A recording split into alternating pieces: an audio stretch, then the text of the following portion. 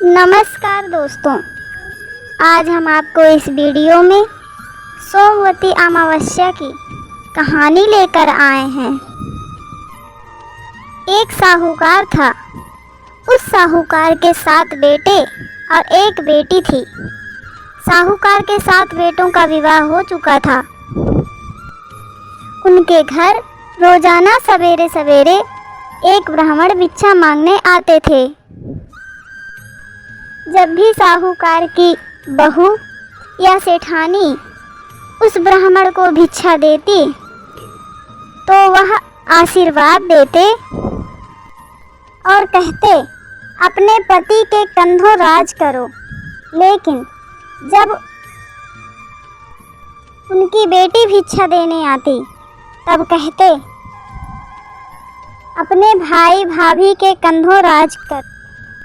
तो बेटी अपने माँ के पास गई और बोली, माँ, जब ब्राह्मण आते हैं तो आप या भाभी भिक्षा देने जाती हो तो पंडित जी कहते हैं कि अपने पति के कंधों राज करो।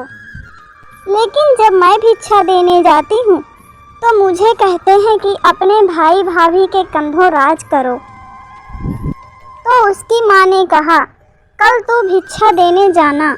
जब वो तुझसे ऐसा कहेंगे तब मैं इसके पीछे का राज पूछूंगी। तब अगले दिन जब ब्राह्मण आए तो वहाँ माँ भी आ गई और कहने लगी कि आप इसे ऐसा आशीर्वाद क्यों देते हैं।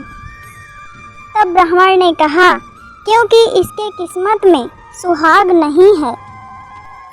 तब सेठानी ने ब्राह्मण से इसका कोई उपाय पूछा। तब ब्राह्मण ने बताया कि अगर कोई शोभा धोबिन इसे आकर आशीर्वाद दे तब ही इसका पति बच सकता है।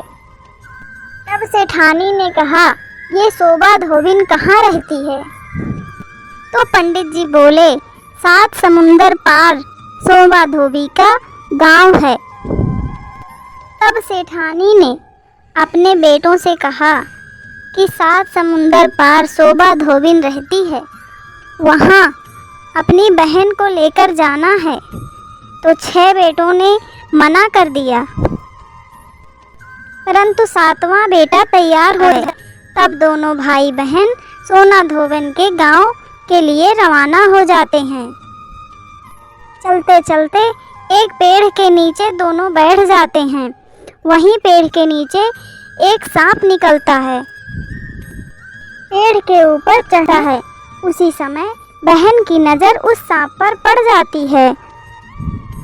तब वो अपने भाई से कहती है, देखो भाई, पेड़ पर किसी पक्षी का घोंसला है और उसमें नन्हे नन्हे बच्चे हैं। ये सांप उन बच्चों को खा जाएगा और जब पक्षी आकर इसे देखेंगे तब उनको कितना दुख होगा। तभी भाई उस सांप को मारकर वहीं टोकरी से ढक देता है। तब शाम को हंस और हंसनी का जोड़ा वहां आ जाता है और पेड़ पर खून देखकर वो दोनों डर जाते हैं। उन्हें लगता है कि उन दोनों भाई बहनों ने उनके बच्चों को मार दिया। वे वहीं ही उन दोनों को चोंच मारने लगते हैं। तभी बहन उस टोकरी को उठाकर मरे हुए सांप को दिखा देती है और कहती है कि हमने तुम्हारे बच्चों को बचाया है और ये खून इस सांप का है। तब हंस और हंसनी बहुत खुश हो जाते हैं। तब उन दोनों को अपने पीठ पर बिठाकर समुद्र के पार सोना धोबन के यहाँ छोड़ आते हैं। सोना धोबन का बहुत बड़ा परिवार था, जिसमें उसके बेटे और उनकी बहुएं सब साथ साथ ही रहते थे। साहूकार का बेटा और बेटी भी उस गांव में घर लेकर रहने लगे। रात को साहूकार की बेटी सोना धोबन के यहाँ जाती और घर का सारा काम, खाना बनाती, चौका चूल्हा सब करती। सारा काम करके सुबह होते ही वो घर को लौट आती। तो एक दिन सास ने पूछा बहुओं से कि सुबह सुबह तुम्हारे लड़ाई झगड़े की आवाज़ नहीं आती। तो बहू बोली, सासू माँ, हमको सारा काम किया कराया मिलता है, तो हम क्यों झगड़ा करें? सोना धोबन ने पूछा। अच्छा, ये सब काम करता कौन है? तो बहुएं बोली, आप नहीं करती? हमें तो लगा कि हमारे उठने से पहले ही आप घर का सारा काम कर देती हैं। तब सोना धोबन ने ये पता लगाने का निश्चय किया और वो रात भर जागती रही। जब साहूकार की बेटी आई तो सोना धोबन ने उसका हाथ पकड़ लिया और पूछा, कौन हो तुम जो रोज हमारे घर का काम कर जाती हो और हमें पता भी नहीं चलता है? आखिर तुम ऐसा करती क्यों हो? तो साहूकार की बेटी ने सोना धोबन को सारी बात बता दी और कहा, यदि आप अपना सोमवती अमावस्या का फल मुझे दे दें तो मेरा पति अमर हो जाएगा, मेरा सुहाग जाएगा। तब उसकी बात सुनकर सोना धोबन ने कहा, जब तुम्हारी शादी पक्की हो जाए तब मुझे न्योता दे देना, मैं तुम्हारे शादी में ज़रूर आऊँगी। इसके बाद दोनों भाई बहन अपने घर को वापस आ जाते हैं और बहन के लिए लड़का ढूंढकर शादी के लिए तैयारी पक्की होती है।